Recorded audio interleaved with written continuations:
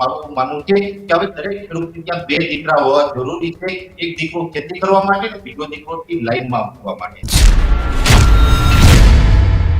માત્ર ને માત્ર કેમ એ જગતનો તાત આપણા પેટનું ભરણ પોષણ કરનારે જગતનો તાત કેમ લાઈનમાં ઊભો રહેવા માટે મજબૂર બને છે? આની અંદર સિસ્ટમનો અભાવ છે, વ્યવસ્થાનો અભાવ છે, સિસ્ટમ સુધારવાની જરૂર છે અને જગતનો તાત જો લાઈનમાં ઊભો તો આ દેશ દુનિયા સરકાર માટે પણ આ શરમની બાબત બની છે. ડીઝલ વાકે પણ ખેડૂતોનું જે ખેતીનું વાવેતર છે એ અટકી પડે તેવી પરિસ્થિતિ છે. ખેડૂતોને જ્યારે પણ ડીઝલ કે જે જોતું હોય તો અત્યારે ઘણા પંપ ઉપર ડીઝલની સાથે ઓઇલ ફરજિયાત આપવામાં આવે છે. તકનો લાભ ઘણી વખત વિક્રેતાઓ લેતા હોય છે.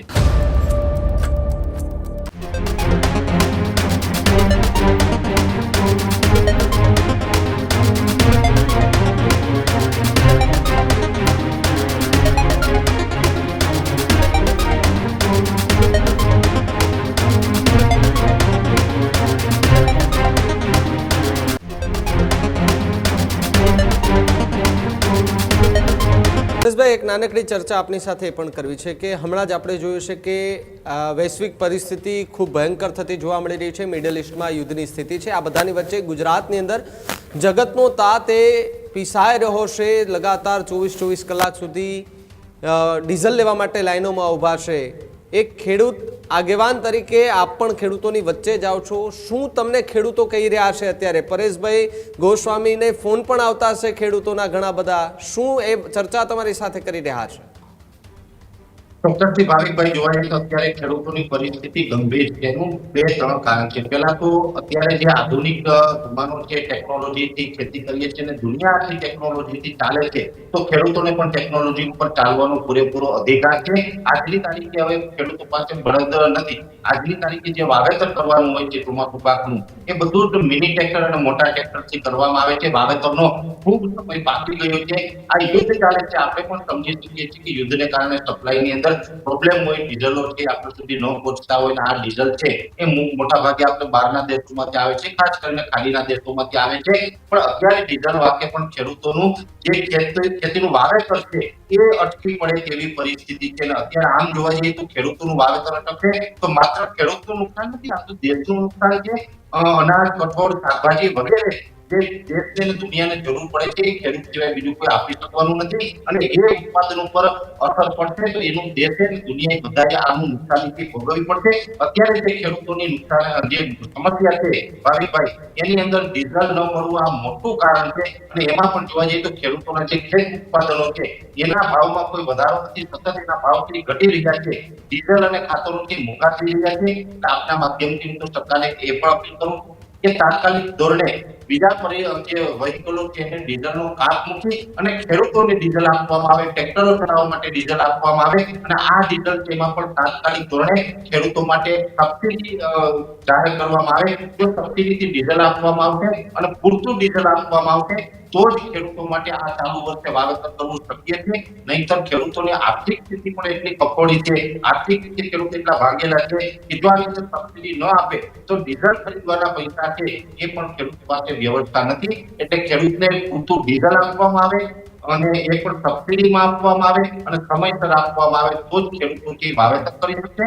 ડીઝલની સાથે પાયાના જે ખાતરો છે, જે સોઇલ એપ્લિકેશન છે, જેમાં ખાસ કરીને ડીએપી અને એનપીકે જેવા ખાતર છે, સાથે એએસપી જેવા ખાતર છે કે જેની અંદર નાઇટ્રોજન, ફોસ્ફરસ અને પોટાશની જરૂર પડતી હોય છે. તો આ ત્રણેય જે કન્ટેન્ટ છે એ જેટલા ખાતરોમાં આવે છે એ તમામ ખાતરો છે એ પણ સમયસર આપવામાં આવે.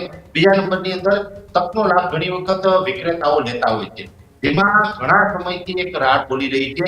ખેડૂતોને જ્યારે પણ ડીઝલ કે જે જોતું હોય તો અત્યારે ઘણા પંપ ઉપર ડીઝલની સાથે ઓઇલ ફરજિયાત આપવામાં આવે છે.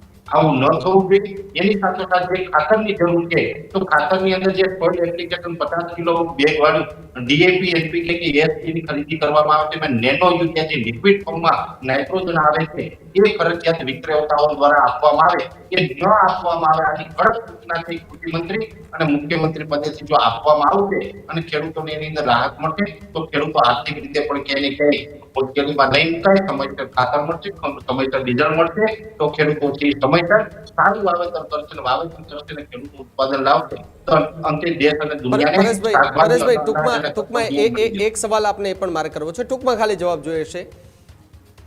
નોટ બનતી હોય ત્યારે પણ ખેડૂતો લાઈનમાં ઉભે, ખાતરની અછત સર્જાય ત્યારે પણ ખેડૂતો લાઈનમાં ઉભે, ગુણી ના હોય ત્યારે પણ ખેડૂતોની એ ખરીદી જે છે તે ન થાય ત્યારે પણ લાઈનમાં ઊભાનો વારો આવે, પેટ્રોલ ડીઝલની અછત સર્જાય ત્યારે પણ ખેડૂતોને વારો લાઈનમાં ઊભવાનો જ આવે છે. ગમે તેવી પરિસ્થિતિ સર્જાય, માત્ર ને માત્ર કેમ એ જગતનો તાત, આપણા પેટનું ભરણ પોષણ કરનારે જગતનો તાત કેમ લાઈનમાં ઊભો રહેવા માટે મજબૂર બને છે?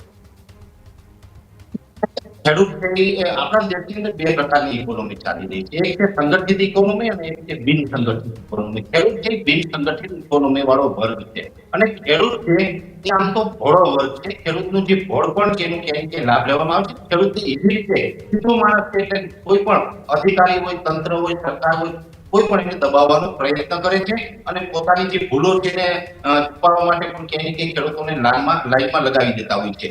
ખાસ કરીને જોવા જઈએ તો ખાતરની લાઈન હોય, ટેકાના ભાવની લાઈન હોય કે ડીઝલની લાઈન હોય, તમે જે વાત કરી છે આની અંદર સિસ્ટમનો અભાવ છે, વ્યવસ્થાનો અભાવ છે, સિસ્ટમ સુધારવાની જરૂર છે. એટલે હું અહીંથી આપના માધ્યમથી એ જ કહું છું. મને તો એક કૃષિ ખેડૂતે હમણાં થોડા દિવસ પહેલા આ લાઈનોની વાત આવી ત્યારે એક ખૂબ મહત્વપૂર્ણ અને ગંભીર મુદ્દો ખેડૂતે મારી સામે મૂક્યો હતો કે પરેશભાઈ, આજના જમાનાની અંદર બધા એક સંતાન હોય છે, એક દીકરો હોય છે, પણ મારું માનવું છે કે હવે દરેક ખેડૂતને ત્યાં બે દીકરા હોવા જરૂરી છે. એક દીકરો ખેતી કરવા માટે અને બીજો દીકરો લાઈનમાં મૂકવા માટે. આ ખૂબ ગંભીર બાબત છે. સરકારે આમાં વિક્રેતાઓ ઉપર પણ ક્યાંક કંટ્રોલ લાવવો પડશે. સમયસર સપ્લાય અને વિતરણ વ્યવસ્થા છે એ સિસ્ટમ બદલવી જોશે, નહીંતર ખેડૂત લાઈનમાં આવશે અને જગતનો તાત જો લાઈનમાં ઉભો તો આ દેશ, દુનિયા, સરકાર માટે પણ આ શરમની બાબત બની શકાય. બિલકુલ. પરેશભાઈ, આભાર જોડાવા બદલ અને માહિતી બદલ, આપનો કિંમતી સમય આપવા બદલ.